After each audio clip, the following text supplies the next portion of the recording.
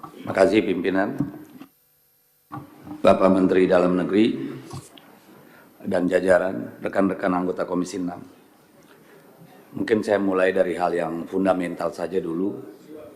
Komisi 2, komisi berapa tadi gue bilang?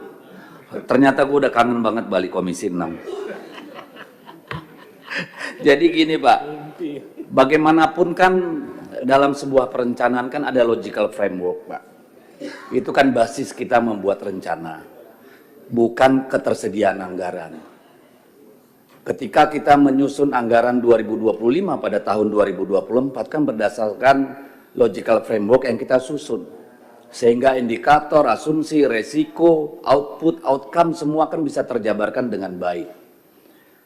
Nah sekarang apakah masih relevan rencana yang Bapak-Bapak buat kemarin bersama DPR dengan anggaran yang kemudian yang menjadi prerogatifnya Presiden ini? Supaya nanti kita di ujung tahun 2025 nggak bilang Kemendagri jelek, karena berdasarkan indikator dan outcome yang Bapak susun sendiri nggak ada yang tercapai Pak. Ini kan problem. Sehingga ketika anggarannya dirasionalisasi, dipotong, dipangkas, ya output outcome-nya juga harus dipotong, dipangkas Pak. Supaya kita bisa nanti menilai dengan jujur. Itu kan penting Pak. Jadi jangan seolah-olah rencana ini hanya kertas yang nggak ada gunanya. Kapan bangsa ini belajar Pak? Ini penting buat kita. Kita perlu duduk bareng. Bagaimana sih kemarin kita membuat proyeksi output dan outcome itu, kemudian konsekuensinya dengan pemangkasan anggaran ini Pak. Saya kira itu penting sekali kita lakukan Pak, sehingga nanti kita semua bisa belajar. Kalaupun kita melakukan katakanlah efisiensi, pemotongan budget dan sebagainya, kita bisa belajar. Kalau melihat 16 kriteria yang disampaikan melalui surat Menteri Keuangan kan, patokannya apa sih? Kenapa misalnya alat tulis kantor 90%? Apa iya nanti printer betul-betul nggak butuh lagi?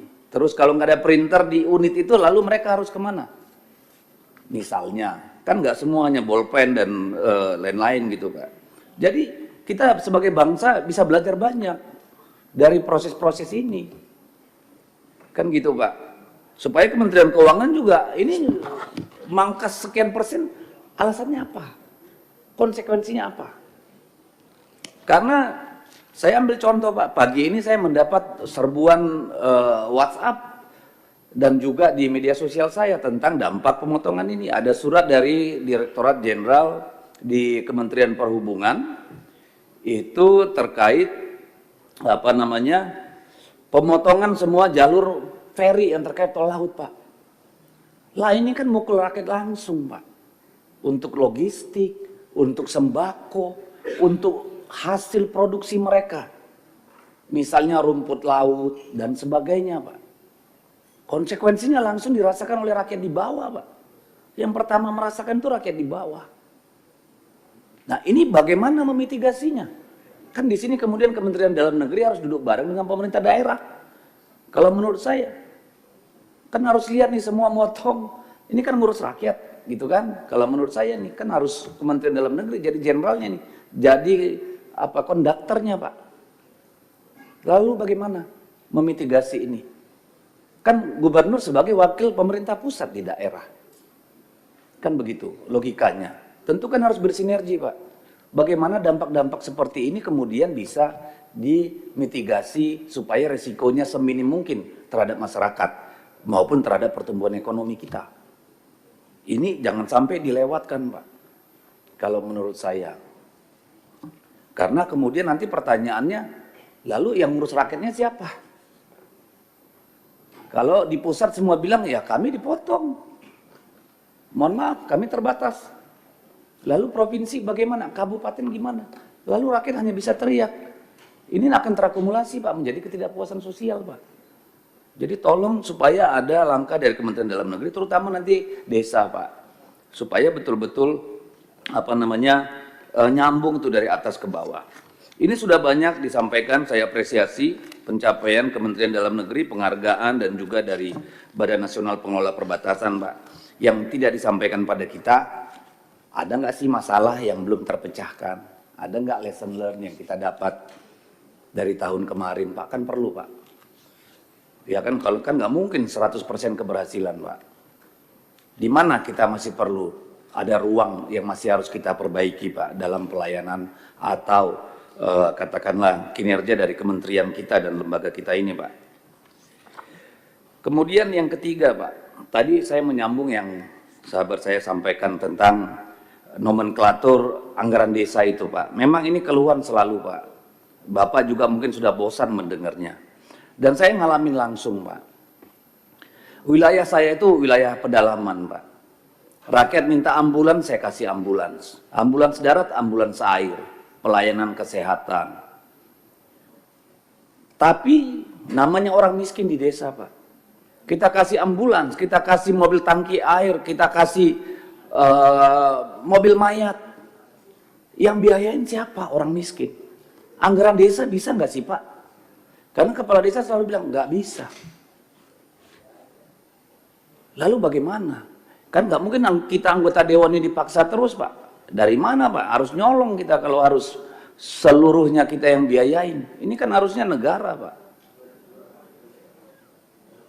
Dapil saya, Pak, misalnya di perbatasan di Lumbis sana, Pak. Kalau naik ke Tingting sampai ke kecamatan terdekat itu 4,5 jam, Pak. Nyewa bot bawa orang meninggal, Pak. Itu bisa sampai 5 juta, Pak, 6 juta. Dari mana uang mereka? Ini kan problem-problem yang harus dijawab oleh kita, Pak. Termasuk kemudian dalam rencana desa itu sendiri, Pak. Sebenarnya badan perwakilan desa itu ada fungsinya atau enggak? Karena seringkali kan itu enggak ada gunanya, karena ketika ditemukan irisan antara keinginan masyarakat di sana dengan keputusan nomenklatur anggaran itu bisa nggak ketemu, Pak. Nggak ketemu, nggak menjawab anggaran desa itu kebutuhan masyarakat. Jadi yang namanya musrenbang desa itu juga hampir nggak ada gunanya, Pak. Ini bagaimana kita mengakali, bagaimana kita menengineer supaya makin hari makin connect, Pak. Nggak usah jauh-jauh yang desa. Kabupaten kota aja, Pak. Dulu tahun 2000-an kami pernah melakukan studi. Antara perda yang dibuat dengan hasil rembuk rakyat itu nggak ketemu 90%, Pak. Itulah betapa kita masih sangat buruk dalam hal perencanaan, Pak. Baik sisi kebijakan maupun belanja. Nah, kemudian saya kira itu yang paling penting untuk Kementerian Dalam Negeri, Pak. Ya, kita perlu menyimak kembali itu soal efisiensi anggaran kita dan juga soal pemerintah desa. Nah, saya akan masuk ke badan perbatasan, Pak. Saya kemarin periode kemarin itu juga DPR bikin semacam pokja perbatasan. Satu kali pun nggak pernah rapat, Pak. Iya kan? Dan saya juga kebingungan mau lari kemana menjawab. Saya dapilnya di Kalimantan Utara, Pak. Saya kira Kalimantan Utara itu yang paling problematik, perbatasannya paling kompleks, Pak. Dia punya perbatasan sungai, perbatasan darat, perbatasan laut, semua kita ada. Dan dibanding daerah-daerah lain termasuk Papua, paling menyedihkan Kalimantan Utara, Pak. Karena anggaran kita kemarin ke Papua itu besar sekali, Pak. Untuk membangun akses jalan. Bapak Kepala Badan Perbatasan ada nggak di sini? Oh, Bapak langsung ya? Oh iya, oke. Kapan-kapan sama saya, Pak, ke Nunukan, Pak, ke Long Ampung, ke Krayang. Ya, kalau sebatik enak, Pak, kita naik speed bisa, Pak. Tapi ini saya tunjukkan Bapak ini bagaimana di Malinau untuk mengangkat mobil Fortuner aja, Pak. Ini, Pak, naik speed, Pak. Oh, udah ya, ke Lumbis. Oh, kalau Krayan oke. Naik pesawat kita, Pak. Lumbis, Pak. Ke Long Ampung, ke Longbawan, Pak.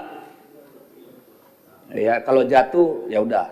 Jadi saya berharap Badan Perbatasan itu menjadi dirijen pembangunan wilayah, Pak, di perbatasan. Jadi walaupun anggarannya kecil, tapi dia bisa mengintegrasikan APBN dengan APBD provinsi dan APBD kabupaten kota, Pak. Ambil contoh tadi saya sebut daerah Apokayan. Itu Pak, untuk nganter dari Pertamina nganter BBM Pak, bisa 3 minggu Pak, melewati jalan X HPH Sumalindo. Bayangkan rakyat bagaimana bawa sembako ke sana Pak. Jarang sekali mereka bisa menikmati gula Pak. Karena ngangkutnya harus dari Kutai Barat sana ke ujung Pak. Itu bertaruh nyawa semua Pak. Kalau saya kirim nanti gambar-gambarnya bagaimana jembatan mereka di sana. Tapi memang bukan tugas Bapak. Tapi badan perbatasan ini yang menurut saya harus menjadi integrator Pak. Kan begitu. Tidak harus anggarannya besar. Kasus di Apokayan tadi, di Longbawan tadi, itu perbatasan Kalimantan Timur dan Utara. Kalau dia memotong jalan di sini, Kalimantan Timur tidak mau anggarkan Pak. Karena rakyatnya ada di atas sini. Gitu. Pusatnya ya nunggu siapa yang maju. Saya bolak-balik balai di Kaltim dan Kaltara. Semuanya lepas tangan Pak. Bahkan sudah ke Menteri PU. Nggak selesai juga Pak. Harusnya disitulah badan perbatasan ini memainkan peran yang strategik kalau menurut saya Pak. Ya, itu pertama. Yang kedua, dengan adanya PLBN itu malah membuat rakyat rugi Pak. Kenapa? Begitu kita canangkan pembangunan PLBN, Malaysia itu speed up their development program Pak. Mereka bangun akses jalan, mereka bangun perumahan, mereka bangun kebun sawit, kita tertatih-tatih Pak. Dari 4 PLBN yang di Kalimantan Utara, 1 gagal dibangun Pak. Di daerah Krayan, Pak Presiden sudah ke sana, dulu Pak Jokowi. Batal dibangun Pak. Rakyat dipersulit masuk ke dalam untuk melakukan perdagangan lintas batas. Saya tanya Menteri Perdagangan angkat tangan, Menteri Luar Negeri angkat tangan, lalu mau tanya siapa lagi? Akhirnya konflik lagi masyarakat, ada kepentingan-kepentingan, siapa yang bisa berdagang, siapa yang enggak. Sampai sekarang jalan tembus Krayan juga belum jadi-jadi Pak, anggarannya digeser lagi ke PSN, ke program PLTA itu. Nah, saya tidak mau menyalahkan Kementerian Dalam Negeri Pak, tapi kita ingin mendorong Badan Nasional Pengelola Perbatasan ini betul-betul punya power Pak, untuk mensinergikan itu semua Pak. Kasihan Pak. Dulu waktu COVID itu 1 tabung LPG Pak bisa 2,5 juta Pak. Saya sampai maksa Pertamina terbangkan gas LPG naik pesawat Pak. Tapi yang bisa diangkutkan dikit. Lalu orang kembali pakai kayu bakar. Padahal Krayan itu penghasil beras paling enak di dunia. Semua Sultan Malaysia makannya beras Krayan Pak. Bayangkan kalau itu keluar, mereka bisa berdagang dengan baik, jalannya tembus. Itu luar biasa Pak. Demikian juga di daerah Long Ampung, Apokayan, daerah Lumbis. Dulu kita berharap dari JIPP, Jalan Inspeksi Patok Perbatasan, berhenti Pak. Tahun 2015-16 sudah nggak jalan lagi Pak. Jadi betul-betul rakyat disuruh bertarung sendiri, padahal mereka lah wajah Republik Pak. Mereka di beranda depan negara. Bagaimana kita nggak dilecehkan orang Malaysia, rakyat kita datang ke sana, jualan, wah kami nggak butuh. Terpaksa dijual dengan harga sangat miring Pak. Kan sedih banget sebagai bangsa. Kayak begitu. Jadi saya tolong Pak, Kalimantan Barat tuh udah maju banget Pak dibangun. Tapi Kalimantan Utara jauh tertinggal. Padahal sangat kaya oil, gas, miningnya batu bara, kebun sawit, HTI semua ada Pak. Semua ada, rumput lautnya kaya.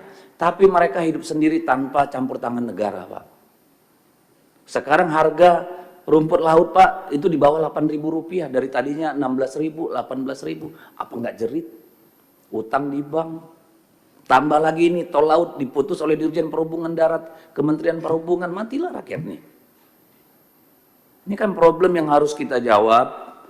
Dan saya sangat berharap sebenarnya Badan Pengelola Perbatasan Badan Nasional ini betul-betul berperan penting. Harus ada ratas khusus Badan Pengelola Perbatasan ini dengan Presiden, Pak. Karena Jakarta bagus-bagus, kita bangun IKN, tapi rakyat di perbatasan, mereka bilang kami cinta negara ini. Negaranya cinta nggak sama kami?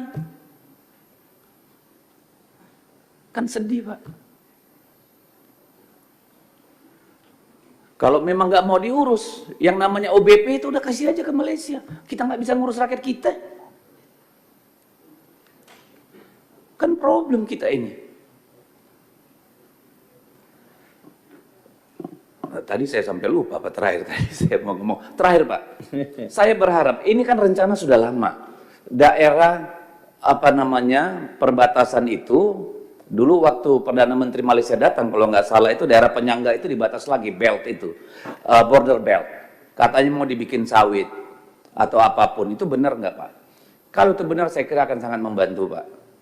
Ya, supaya rakyat benar-benar menikmati yang namanya merdeka, punya tanah air gitu Pak. Jangan hanya pengusaha aja punya ratusan ribu hektar Pak. Rakyat juga butuh Pak. Saya kira kalau itu bisa dikembangkan betul-betul untuk orang perbatasan. Mereka nggak butuh terlalu banyak kok Pak.